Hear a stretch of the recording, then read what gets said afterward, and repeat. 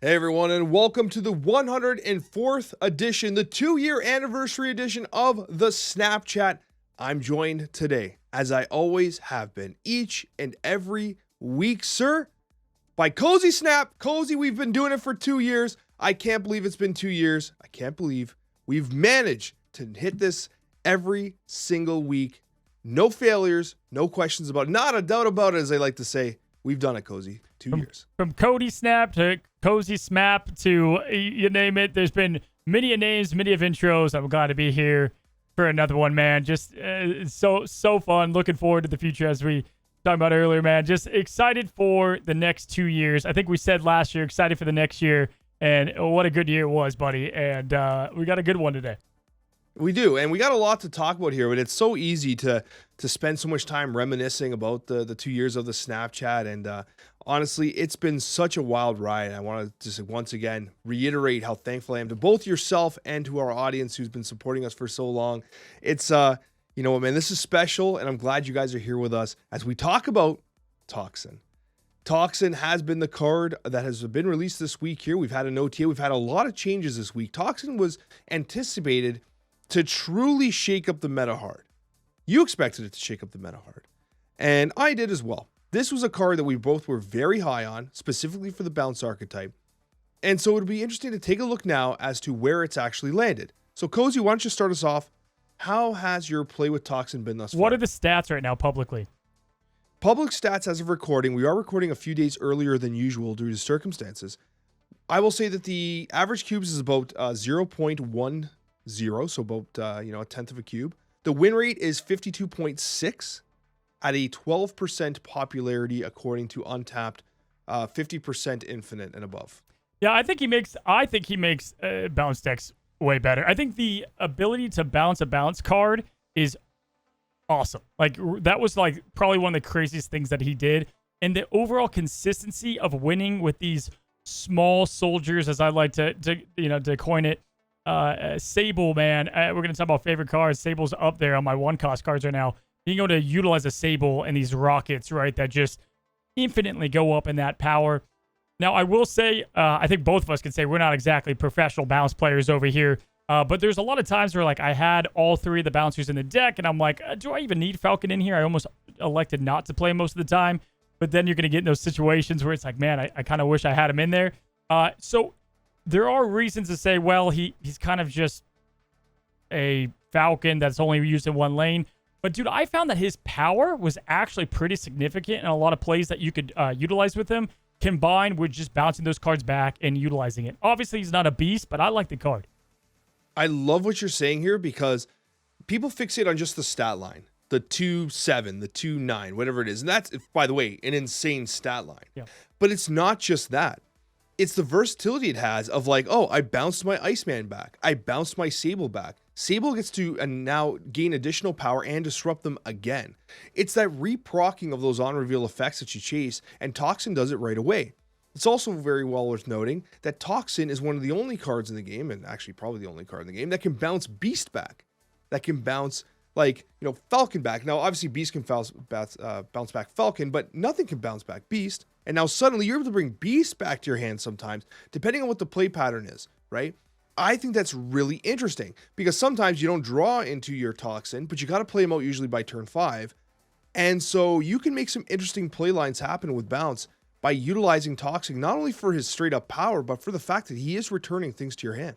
And if you play it right, he's even better than Falcon on turn 6 if you had to play him. So if you played an agent, the lines are kind of weird, but even just playing Hood down and, I don't know, you played Toxin, at least you get something going on there. Whereas Falcon, you're undoing most of the time all the progress you've done the whole time. You literally cannot play Falcon on turn 6.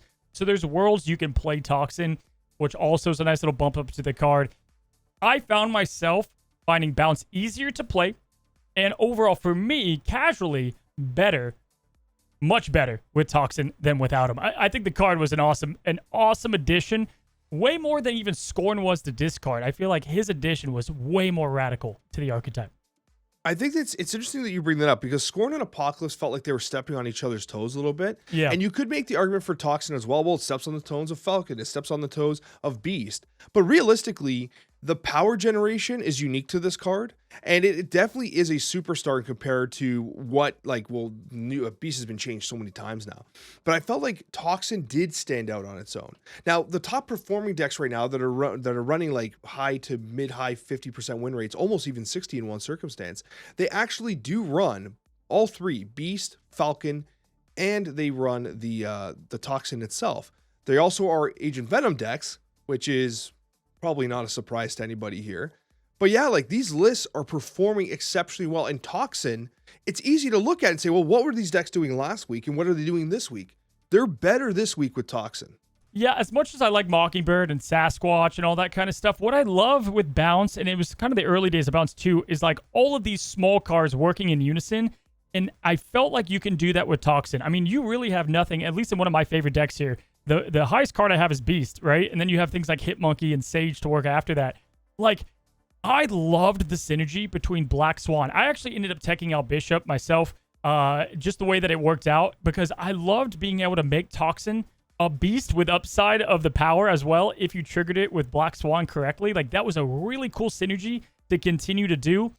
When you have Agent Venom and her, it's like, okay, you're cutting a couple of these bounce cards, but I call these, like, you know, the MVP support systems of that archetype, and then you fill the rest with those cards that really benefit off it. And Toxin allows those lanes to get even more crazy. But can I tell you something, dude? After playing all these bounce cards, right? Hood, fantastic. Rocket, Sable, these are the best in the game. I got to tell you, man, it reminded me why Nico is probably one of the best cards in the game in Snap, man. I can't commend how great this card is and how, in a balance archetype too, I loved her. I thought she was so fun to use. It was so funny because my original list, I cut Nico. And then I didn't like it. I'm like, something's off here, man. And I was like, what is it? And then I was like, I got to add Nico back. So I added Nico back. I'm like, yeah, okay, this is better. Like, Nico's just, it's so flexible. It gives you so many answers. And I actually won a game. I think it was an A-Cube game where I actually used like the move right mechanic to access. No way. I was going to say that's the only spell you don't typically use, but it like, you just won with it. So yeah, like, legit. So like, it's so flexible in a way, right? And I don't know if you know this, but right at the start of the game, you can tell what Nico's going to be top decked as because it makes the sound of the effect that she has to start the game. Oh, It's yeah. If for those that are like, they really want to pay attention the next time you have Nico. At the very start of the game, you'll hear a sound, and it's the effect of the kind of mode that she's in at the top deck. Well, with Agent Venom, let's look at her spells. Funny enough, the demon spell kind of felt awkward sometimes. Like, just playing it with Hood maybe was the only time, but you can't control that all the time. And sometimes you want to just bounce that Hood back, so you don't want to even do that. But if we look at the other ones, man, the Destroy and Draw is insane with Agent Venom. Absolute filthy. There's a couple games I could play Nico into Agent Venom, and it was disgusting, right? But you could also play that into Mysterio, whatever you want to do there. You've got the move right. We just talked about that. After you play the card, give it 2 power. Great card to bounce back. Location changing is slipped on. It's super helpful in a lot of instances to give you at least a different leverage. And then, of course, the copy ability is the ability. I don't know about you, but when I was playing this card and I had my Silver Sable bounce back to me from Toxin at a 8 power, getting a copy of that Sable felt like cheating. Yeah, no, it's incredible, especially with like the high output you get from Sable. Rocket Raccoon's a great example of this as well. Another card that likes it. It's just good, man. It's just unbelievably good. And I want to shout out as well, like, you were absolutely correct to say that Black Swan was good in this deck, because I was playing Black Swan and people were like, oh, take Black Swan and I'll put this, put that. I'm like, no way, man. Black Swan is actually legitimately strong in this deck. I also was playing Sage. I ended up cutting Bishop. Bishop actually makes the top performing decks right now, which surprises me. Hitmonkey, clear winner. I actually thought about removing Hitmonkey at first. I was like, no, do I need Hitmonkey? I mean, we got all this extra power and all the 1-drops. No, you definitely want Hitmonkey, especially if you're playing the Black Swan version of the decks. My top end, though, did include Iron Man, because if you're playing Agent Venom, I feel like Iron Man is such a natural inclusion. Yeah, Iron Man. So, like, in my video, like, I always like to give people the authority to kind of make the decks they want to, right? So I tell them what cards are probably the best bouncers, and then those support cards of the over the top is what I like to call it. So, like, you know, the Sasquatch play, the Iron Man play, and Iron Man is so crazy in bounce decks because you can just play that Raccoon Iron Man or whatever, and you have, like, you know, 15, 20 plus lane right then and there without doing much, right? Or sometimes your explosion turn is turn 6, So on turn 5, just playing the Iron Man is fine. It works out. But yeah, Hitmonkey playing the way I like to say it is Werewolf by Night. I feel like worked better with some of these cards, but was way harder to play. Hitmonkey was easier to play and was right there. Hitmonkey, man, with all those ones, it's crazy.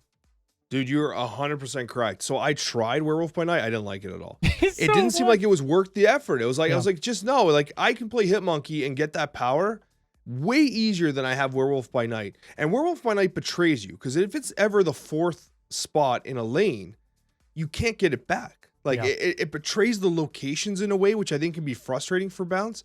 So I actually definitely preferred Hitmonkey or Werewolf by Night. I actually feel bad for Werewolf by Night. I think this card still needs a buff, to be honest with you. Yeah, it's been out about a year. And it only had like a month of glory, if you will. And at the end of the day, it's like, okay, best case scenario, you get this thing to a 310, 312, or it's like the ones that you're playing are almost getting there, with the rocket and whatnot. And Hitmonkey can get there quite easily. I mean, you're playing so many cards with the Hitmonkey at that point.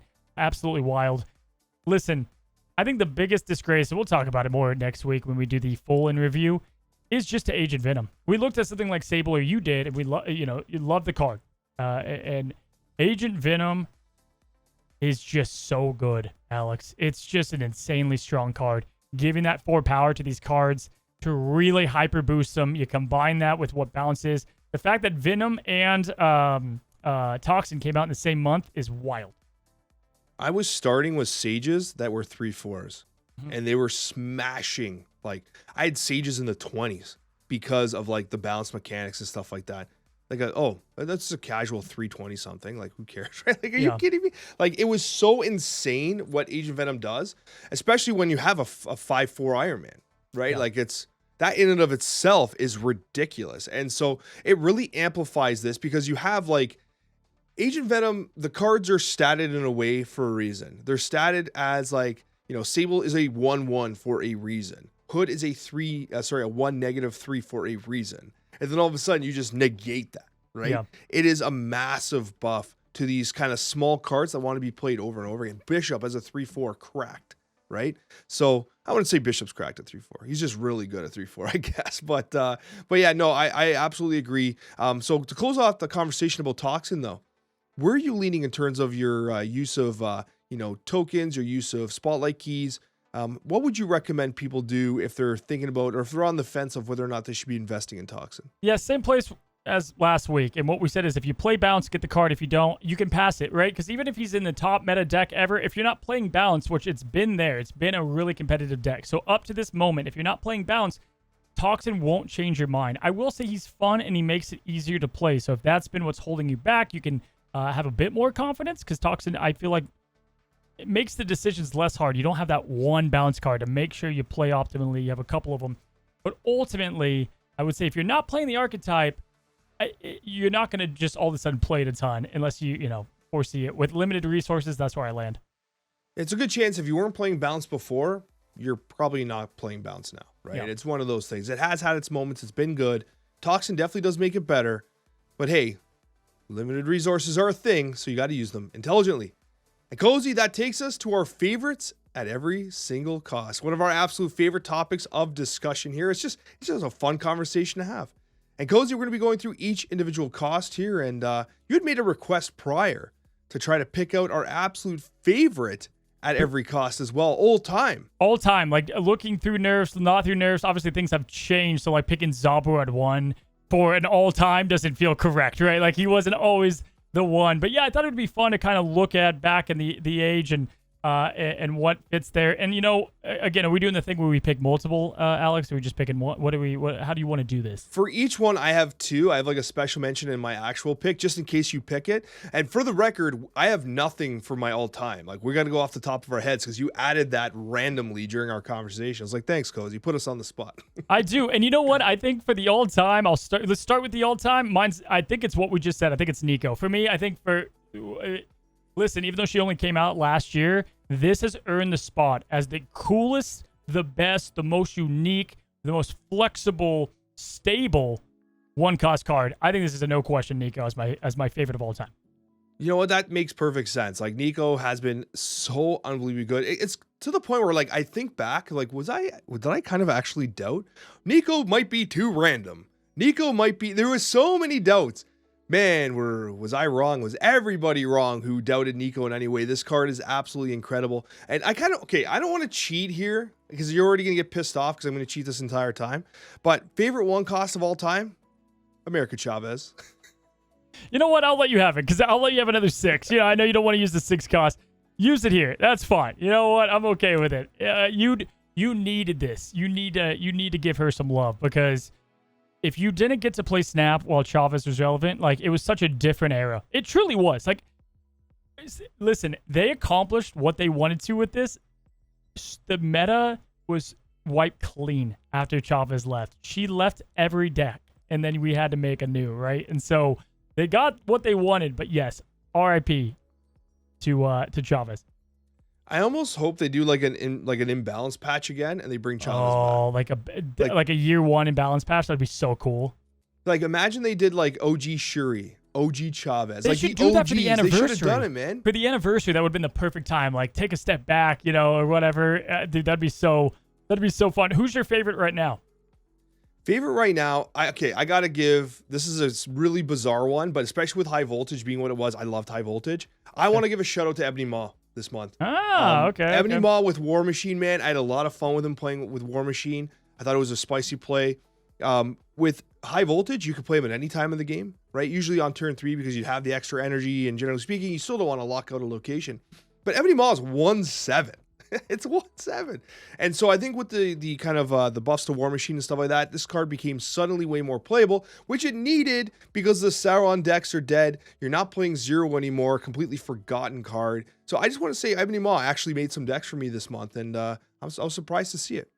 Like the pick. Mine's going to be Zabu. I think that this change is an old Zabu. He's not like what he once was, but I like where he's at. I think he's much more playable. I think it's listen, if you're going for straight dubs, is he the best card? No, but I think he's a great balance of a good card and a good time. And that's what I look for in Marvel Snap, and I think he gives me that. You know what that was the equivalent of? Like, okay, imagine you have a boat and the boat breaks down and they give you a paddle boat instead. And you're like, it's still a boat. A paddle boat, the disrespect. Maybe like you go from like a yacht to like a speedboat. All right, it's different. No way, speedboats are sick. Zabu is not. Like, come on, man. Zabu is closer to paddle boat than speedboat. This has the same energy as when Kitty Pryde. You're like, it's not the old Kitty Pryde, and it's like, yeah, buddy, it's not, but she's still good. I don't think Zabu's like meta good, but like he's not horrible. He's not a paddle boat. The disrespect, Alex. The disrespect. I'm sorry. I just think he might be a paddle boat. Cozy, let's go on to the 2s. There's a lot of options here, and there's been a lot of changes here as well. Yeah, I'll give it to you to start us off, Cozy. Do you want to do all timers, or do you want to do this month? Yo, let's go. We'll switch it up to confuse people. This month, and really, like, I just can't ignore it. I think it's gonna be Ravonna. Really, that she's been that Zabu, if you will, that has stayed the same. And someone with anti-venom that I think is really interesting because you do have that synergy there a bit with these cards that would work with both of them. And I'll be damned, she stood the test. She hasn't changed. She hasn't had that ability change. And again, just a fun flavored card that is right there on the mix of a good time and pretty good. Man, I love Ravonna Rank Slayer, man. Like, I absolutely love her. I always have. Played her even when she had her original stat line. I've always been a believer, and she's still good. The changes that have been happening in the meta have kind of taken a little bit off her. You're not seeing her as much right now. As much. Especially since, like, remember when Black Widow was a 2/1? Oh, man, and Black Widow was coming out at a 1 cost. It was absolutely insane. So, I mean, she's not as strong as she once was, but she's still relevant, and you love to see it. My favorite 2 cost this month, there's only one, and this was the first thing I put on the list. Grandmaster. Yeah, dude. Yeah, this card is so good now, man. Heck yeah, if bro. If you don't have Grandmaster, you're missing out. This card is so good at 2/3. I can't believe it's surviving not getting nerfed. If no one's playing this, you're wrong. This card is good now. Hey, my 2 biggest whiffs, War Machine, Grandmaster. You're welcome if you got those cards back then. You're welcome. It only took 8 months to settle in, but here they are, And you know what's funny is that both of these had so much potential, but they were just missing something, and it's like they both got that something. Grandmaster got his power, and then you had, because back in the day, you'd play him after Hood, and people would be like, it's not worth the 0 cost. Well, he's 3 now power, 0 power. He's 3 power now, and you get the double Hood. whatever it might be, right? And then same with War Machine and his whole ability change. He's pretty much a damn new card. But yeah, dude, I love this pick. I had this right after Ravonna. Awesome. We're doing all-timers now or what? Yeah, I feel like all-timers for 2. Oh, it's so easy for me. What's yours? Go ahead. It's Jeff the Baby Landshark. Come on. Yeah, dude, I had a feeling, and I wanted to. Yeah, I had a feeling you were gonna go Jeff. How do you not? How do you not? I think Jeff is probably the right pick here. Yeah, you look at all these, and it's like I might go with Angela just throughout the years, like throughout what Angela's she's a good been, call, too. and kind of like, man, this is what I think of when I think of OG Snap. I still go back to Sarah Miracle and whatnot, like just before they once again buffed her, then nerfed her. Right? She's like Rock Slide. We'll see you in a few months. But yeah, you know what? I think Angela and Jeff, you can't go wrong with those 2 picks. Those are 2 good all-timers right there. Yeah, and I mean, Jeff, if they keep like nerfing random good cards in 2 slots, and maybe Jeff makes a comeback, like this has to be the best a 2-slotted card can be without being OP. Jeff, Yeah. right? Like they had to take out White Widow. I'm actually looking at decks now and like doing some brewing. I'm like, can I play Jeff again? Yeah, Do I right? get to play Jeff again? And that's a good thing. Like obviously White Widow had to come down and stuff like that. So, you know, I'm glad Jeff Rooney's back in the mix. 3, there's a lot of picks for all-time and current, and I have no problem picking both, man. Which one do we do first? I mean, they're easy for me on both as well. Okay, let's go all-time first. What do you got all-time? Buddy, the Silver Surfer. Yeah. How could it not be, man? Literally my favorite card in the game. My 2 favorite archetypes pretty much are right next to each other, and they're both in 3. Silver Surfer and Patriot. I think are the 2 all-times. Like these 2, man, they've stood the test of time. They're so fun. They're my comfort decks. I agree with you. I knew you'd pick Surfer, so I'm like, great, I'll pick the other, and I love about it. There's a lot of great 3s. You have really hard ones to, you know, like Magic, and there's just fun cards in 3s, but I think Surfer, Patriot, man, easily all-timers, and I love to see it, buddy. What about right now? Right now, okay, man, I have 2 and it's so hard to pick, so I'm Okay. gonna have to say 2, but I'm starting with Black Widow. Okay. Black Widow, especially with the change to Rock Slide now. Like, make no mistake, Black Widow is now the key play in Darkhawk decks Yeah. at turn 3 now, right? Like, Yeah. it is like you thought you hated drawing rocks. Well, I hope you didn't want to draw at all, because now you're going to be getting it with Black Widow and then Grandmaster or Absman on Black Widow, by the way. So yeah, you'll be begging for those rocks back anytime now. Black Widow's been great. I've been having a ton of fun with her, and I feel like she hasn't really caught on to the meta. I've been playing her, and literally as soon as I play it, I can tell my opponent's tilting out. Like, it's such a rough effect. I actually had a game where I played it and the person played Electro, and I just snapped and they just immediately left. Like, it's such a high impact play, right? Obviously that's like the worst possible situation for them. But I love Black Widow, and I just hope that no one else does, because I don't want people playing it against me. Yeah, and then it gets the storm treatment. You know, we used to say it got leadered. It got stormed now. Is absolutely. We never said it got warlocked, but I can tell you, it got stormed. Is going to be coined. So that's the favorite card right now. Yeah, man. So I went back and forth. There's a lot that I'm playing right now in the 3 department. Honestly, I probably have to say it's still Copycat. I think Copycat is a card I'm still taking in my decks. I know it's not the old Copycat. It's not the old for you. It hurts. It's tough, but it's Copycat. The only reason I didn't pick Sage is I think I picked her last time, and the secret on Sage is out. All right, so I'm going to go with Copycat. That's fair. And the other one for me with High Voltage specifically was Gambit. I was playing so much Oh, Gambit, yeah, man. dude. Like, How all the did we not- Gambit pew-pews all the time. I got to call you out, Cozy. I'm actually kind of upset. I did not Coulson? expect you to pick Patriot. Yeah, what happened to Coulson? I know. Coulson is probably sitting there like in shambles. Can I Coulson tell was you- like, can I this tell is you my a secret? moment, man. This is Can I my tell you a moment. secret? It's like it's an analogy. I don't relate to. I'm pulling it up because I the meme. But it's like you're with your girl, right? And the other girl walks by and you look over at her, and then your girl's looking at you with that face as soon as you turn back around. I saw Coulson when I picked Patriot. I saw Coulson in this top left corner, and I saw him, and I was like, "Damn, I messed up. I did. It hurts me, man. I just boasted about doing the reaction, having the emotes of him, and I can't wait to represent him. And then I just left him out because he is. Screw Patriot. Screw him. I don't know. Agent Coulson by far is my old reliable, and it's too late. I've already looked like a fool. But yeah, it is Agent. I take it back. That's hilarious. And actually, someone was reminiscing in our comment section. If you want to pull up the Pixel Coulson again, someone was reminiscing about how, hey, do you remember that time Alex thought that Pixel Coulson was holding up his badge? His badge, yeah, was like his stethoscope or something. That's right, his badge. Look at that. Oh, dude, I'm gonna have to find that clip. 4, favorite of all time, favorite right now. Right now, I'm gonna say Phoenix Force. It has to be Phoenix Force. Man, that's crazy. Your arc of Phoenix Force is nuts to me. You went from like hating it to loving it. Honestly, it was so funny because I remember it started at Twitch Drops. I was on Twitch Drops and like we've been playing for some stupid, ungodly amount of time. It's been like 16 hours, and I had played through all my decks I wanted to play, and we were just memeing. Everyone was like kind of like deep in it. They're like, just play some Phoenix Force. I'm like, honestly, I don't even know how to play it that well. Like it's a deck you really have to master. Like, well, we got another like 12 hours, so why don't you start? So it's like, and then I started playing Phoenix Force, and now, dude, I actually play Phoenix Force unironically for fun, and it is so good when it pops off, man. It's like that moment. It's like the Matrix. Like when you're playing turn 6 Phoenix Force and you got like Phoenix Force and you have Ghost Spider and you have Zola and you have like, and all of a sudden it's like everything just slows down and you see like, I can win this way. I could win this way. I could win this way. It is such a remarkable experience. It might be one of the most rewarding decks in Marvel Snap. I like it. I like the breakdown. I do like the breakdown. Every now and then I try to have some shenanigans with Phoenix Force, and then I quickly quit out of that. But I like the pick. I do. For me, it's War Machine. I think War Machine right now, it's just like, he's just one of the best cards in the game. I still think it. I play it, can't knock it.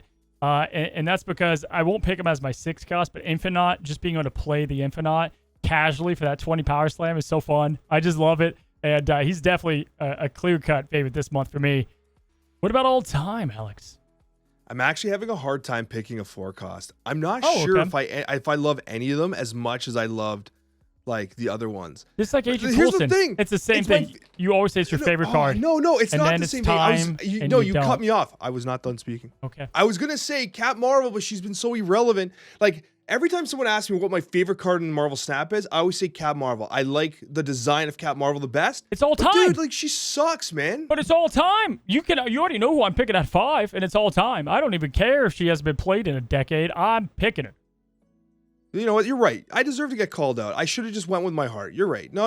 It's because we added this at the last moment. We're just picking on the fly. It's tougher, It's tougher.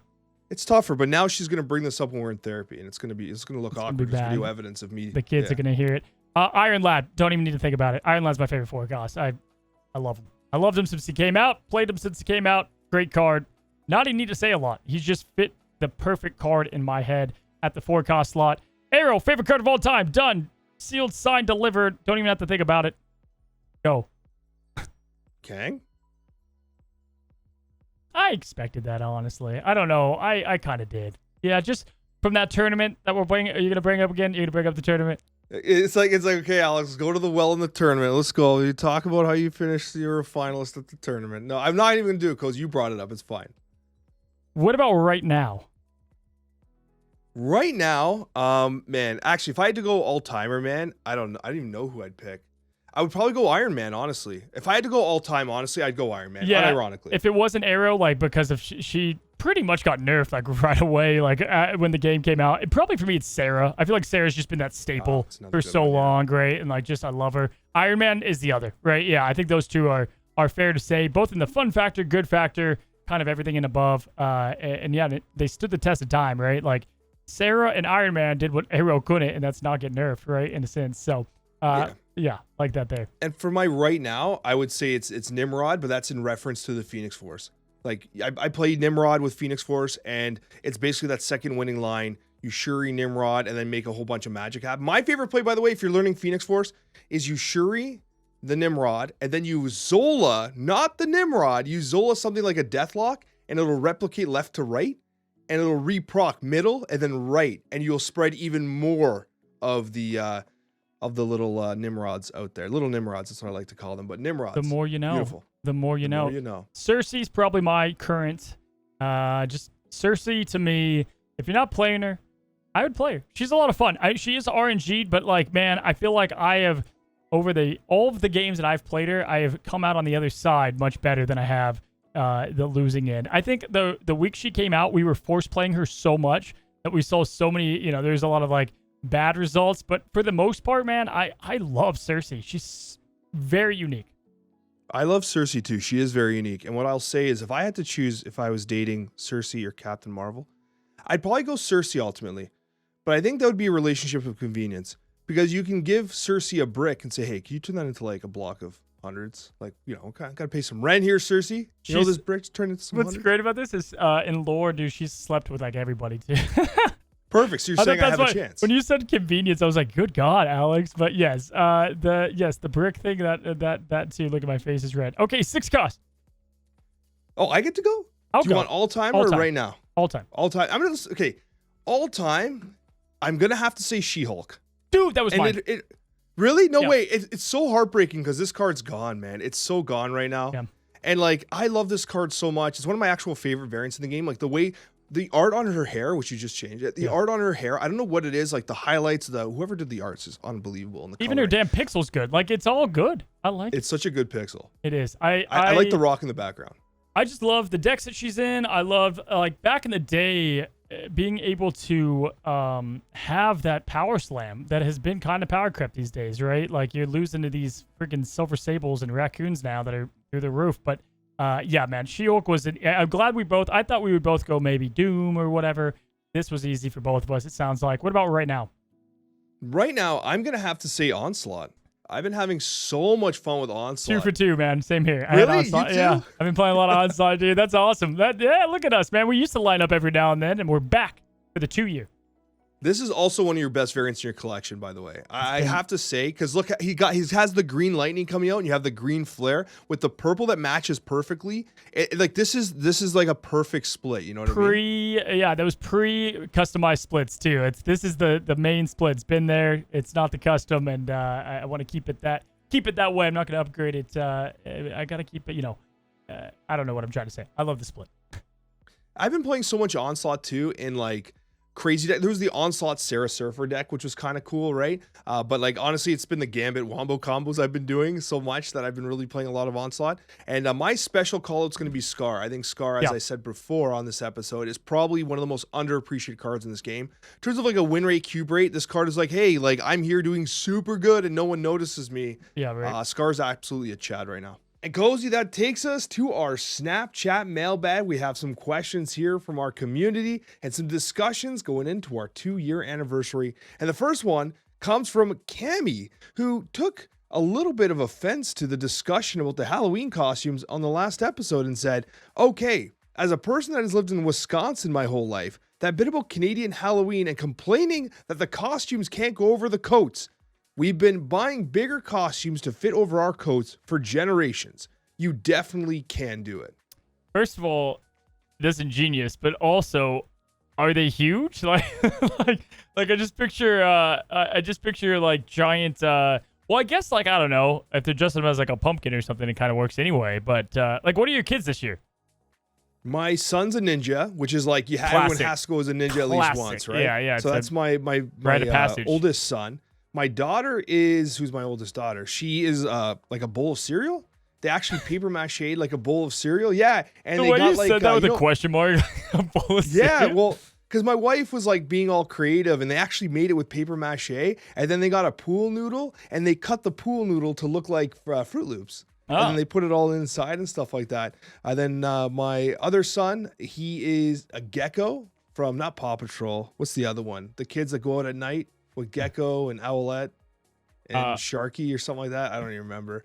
Oh, man. Someone else. No, it's not Paw Patrol. It's another one. Anyways, there's them. And then our baby is Boss Baby because he's a little blonde kid and he looks cute. So we figured we'd get him in a little suit and give him a little briefcase. Dude, I love the smorgasbord of from bowl of cereal to ninja. Oh, it's great. The people that answer the door are going to be like, you know, like, oh, you're and they're going to have to be like on the spot right away. Like a lizard, a bowl of cereal. I can't. You're gonna have to film that, dude. That's gonna be top tier. Yeah. So you're gonna do the coats thing or what? I don't know, man. Hopefully the temperature holds up. Right now, it's been really nice here lately. What are you guys going out as? We are all the Incredibles. So I'm Mr. Incredible, and I got like the the puff muscles, and I put it on, and my son didn't bat an eye, which I don't know if it's a compliment or if he just was like try harder. Like I don't know which one it was. He's Dash. Because he'll probably be trying to run away the whole time. I mean, he's just fast, man. And then The missus is Miss Incredible. So we're missing a couple members, obviously, but we'll get there eventually. But we're the Incredibles this time around. And my son's like into instruments. I don't know how to explain it. I almost bought a tuba costume. Like, I almost went as a big tuba, which could work with the coat thing. I could fit under that. Yeah, you could definitely wear a coat over or under a tuba, I'd imagine. Dude, the tuba costume was like $200. It was like $200. No, man, that's another thing. I gotta tell you, some of these costumes are stupid expensive, man. Like, I don't know what's going on. Like, we went to a store, my son saw some costume about some, like, I don't know, some YouTube, like, anime thing. I don't even know what it was. And he's like, I want to be this guy. It was like $80. I was like, I'm not spending $80 on this piece of garbage. I'm like, and he got sad. I was like, no, don't be sad. And then, like, we ordered a ninja costume from Amazon. He was so hyped because it came with swords. Mr. Incredible was like at least 80, and I'm like, I guess I'm Mr. Incredible the next 7 Halloweens. Like, that's the only way I could justify this. So I'm yeah. If you ask me next year, I went as Mr. Incredible's friend, Mr. Incredible 2. I don't know, that's what I'm gonna be. But yeah, they're expensive, man. They make their money. Do you guys have Spirit of Halloween up there? Yeah, we do. That actually just opened here. They always like they find like derelict, they find like these derelict stores that no one wants to rent out. Always. They rent it out for like 2 months, right? We went in there and like my kids are freaking out because like they have a lot of like the huge scary. Like $2,000 like I'm like, who's spending $2,000? Dude, the on people a in my giant neighborhood goblin, right? It's ridiculous, man. These people, yeah, it's scary. They have like the kids section. It's like, oh, there's Dora the Explorer, and then like next to it's like Dark Demon the Second gets its belly cut out, and it's like this like demonic figure. So my son's like all happy and then turns and screams. They're scary. But yeah, so Spirit of Halloween, yeah, they pop up, man. They make their $2 million and then they're out, and then they're in again. And it's Christmas, dude. Then immediately, as soon as Halloween ends, I swear it's like boom, Christmas. Mariah Carey. Costco doesn't even have Halloween stuff right now. It's just Christmas stuff. So I know my son was terrified of the Nutcracker there. Joshua French comes in with a very important question. When is Cozy going to travel up north for poutine? It's like the Canadian fish taco. So I think I've had poutine, like in the East Coast. But tell me if I'm wrong, right? So is it, and I might, if I sound like way off, is it French fries with like gravy? You mean freedom fries with gravy? Freedom fries. Well, it's in Canada, so it can't be freedom fries. Yeah, it is French fries with like gravy and usually like cheese curds, which are like cheesy things but cut up into like chunks. Like mozzarella sticks? Yeah. But smaller? Yeah, kind of. I got to tell you, like, I think poutine's very overrated as someone who's Canadian. A lot of people come up from the States and they look for beaver tails, which is like a type of pastry too. It's like, pastry? Imagine like it's a pastry. But it's not a beaver. It's not an actual beaver's tail. What they do is like they basically bake like a some sort of like fritter thing, and then they kind of decorate it like it's a beaver tail with like icing that goes back and forth type thing. It's honestly totally overrated as well. But poutine, when you eat it, you're like, this is what like a heart attack feels like. Oh yeah, you know yeah. What I mean? You can feel it's the so heart unhealthy. palpitations. Like, there's like no redeemable nutritional quality about it. I mean, for the record, I have not been to Niagara. I've not been to the falls, and so eventually, Alex and I can do like a Buffalo Bills game. To my dismay, honestly, but the Buffalo Bills game, and then we'll hit up Niagara. Oh man, I would love that. Me and you, we can like get into a barrel together and go over. I was thinking we'd take the Vespa from Buffalo, go over there Niagara and the Vespa. We could get like 3 things checked off on our list. We ride the Vespa to Niagara Falls, which is this is the bucket list weekend. It's cute. It's definitely. We'll do that for the 3rd anniversary. The 3rd anniversary is Niagara Vespa. Okay, I'm holding you to that. And talking about anniversaries, there's one that might be coming up eventually soon, because Drew asks, I'm so happy that Cozy married Dexter. What a cute couple. I just can't believe he throws it in Alex's face like that. I don't know what's wrong with me. I always say that. I always say I married Dexter instead of I was the officiant of Dexter's wedding. It's so easy to say, but I like saying I married Dexter. It makes me feel good inside. And it is actually hilarious. I love the confusion too, because why not? There's at least like 7 people that take it as surface value. Yeah, I think it's absolutely hilarious, and I don't get tired of it at all. And I gotta say, it is truly remarkable that you actually were the officiant of Dexter's wedding. Like, that to me blows me away. Like, what an experience that must have been for both you guys. Mind blowing. Like, straight up, like I'm a freak, man. I just love doing things that I'll never do, right? Like, do you talk about the times you did or the times you didn't, right? And to me, you talk about the times you did. And so I'm like, when am I ever going to do it again? I probably won't do it again because it's a lot of pressure, man. It's a lot of pressure. I only called him Dexter one time. Really? One time? That's it? Yeah, but his whole family is like, dude, in the middle of the ceremony, people are like, who the hell? I mean, some people probably know, but I'm sure there's people like, who did he just say? Like, whose wedding is this? Anyway. Here's a fun fact that a lot of people don't know about. So when I got married at 25. Okay. And my brother was my best man. And so this is like, you do the ceremony things. We're in the church, and then you go over and you sign the marriage document. You know that thing where you sit down with your wife and you signed sign the marriage document? Yeah, Reverend Cozy is what I put. No joke. Yeah. Okay. So what happened was my brother signed it as the witness first. And so my wife and her maid of honor went, they signed it. My brother sat down before me. He actually signed as the groom. So technically there's a document somewhere that says that my brother is married to my wife and not me. I don't know how official that document is, or if like that'll at some day be like, yo, wait a minute. This isn't right. Like some like there'll be a tax thing that there'll be a tax thing comes up and you're like, yep, it's my brother. Yeah, he owes it, not me. I'm good. Yeah, there's the kids. Yeah, it's not, yeah, exactly, man. That's hilarious. Yeah, there is an official document where my brother signed off as the groom. That's awesome. My wife, and I was just like, well, I'm going with it now, so I signed under the witness. So it's like totally backwards. Whatever. I actually signed Dexter's as I was married to Dexter. That's why I keep saying it. Oh, that makes perfect sense. Of course. So to every rumor, or what's it called? To every myth, there's a little bit of truth, or every legend. I don't remember the saying, but either way, it's the legend of the marriage of Dexter. You got a couple of those words right. Cozy. Yeah, a couple of them maybe right. Ephraim came in with some a little bit of like recollection of their favorite moments of the Snapchat, and they had said one of my favorite moments on the Snapchat is when you had an argument about sunsets. Alex said, "I hate the sun. It's so inhospitable." Cozy said, the sunset is the sun going away. Very factual statement, Cozy. And then Alex came back with, but it always comes back. It's so annoying. In your defense, Cozy, I will say is I did get to see the sun. I didn't see the sunset in San Diego when I was there, but I saw the sun, and I saw where you would have likely have been looking at sunsets. And that whole vista is truly remarkable. So maybe one day, add it to the list. Maybe you and I will check out a San Diego sunset together. The exchange of words that you just said at the beginning there sounds like the worst podcast ever. The sun is when the sun goes. The sunset is when the sun goes away.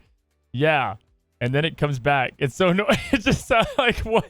It was this a podcast for? You know what I mean? And that's my hope. I hope that people just turn this on and they like somehow end up there first, and they're like, "What the hell are these guys talking about?" That's always the hope. That's always. We try to get one of those every episode. Like, what's going on here? Sometimes we miss it. But, yeah, man, it's been fun to reminisce.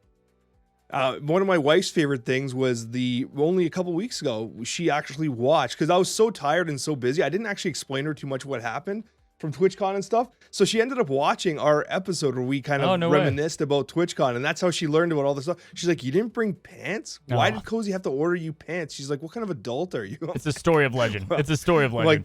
Like, yeah, the kind that wears shorts in the club. But anyways, number 87 is going to close us off with, by far, to me, the most heartwarming statement that I've ever read on the Snapchat. And it reads, on the precipice of the 2-year anniversary, I can confidently say that this podcast has aged like fine wine. Might I say, he hit the nail on the head. Absolutely. And thank you guys so much. We sincerely appreciate each and every one of you. Can't believe it's already been 2 years. Cozy, I can't wait for the next 2 years and the years that come after that, my friend. And to you, each and every one of you, thank you for supporting our content. It genuinely means the world to us. Have yourselves an absolutely wonderful day.